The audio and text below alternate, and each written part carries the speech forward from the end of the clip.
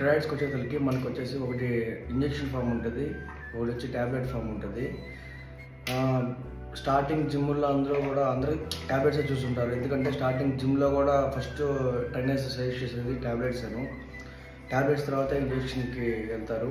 దీన్ని వచ్చేసి ఓరల్ అంటారు ట్యాబ్లెట్స్, ఇంకొకటి ఏమో దీన్ని వచ్చేసి ఐఎం అంటారు. ఐఎం అంటే ఇంట్రామస్కులర్, అంటే డైరెక్ట్ ఇంట్రామజల్కి ఇంజెక్ట్ చేస్తారు దీన్ని.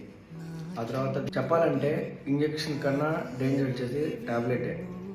దీని సైడ్ ఎఫెక్ట్స్ చెప్పడం లేదు నేను, ఇంజెక్షన్ కన్నా ట్యాబ్లెటే ఎక్కువ డేంజరు. ఎందుకంటే ఇది డైరెక్ట్ మజిల్కి ఇంజెక్ట్ చేస్తాం, అప్పటికప్పటికి ఇదైపోతుంది.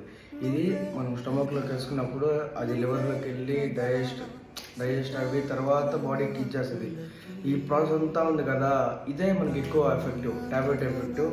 ఇంకా కొత్త వీడియోలని రేపైతే నెక్స్ట్ సైడ్ ఎఫెక్ట్స్ గురించి చెప్తాను. ఎవరైతే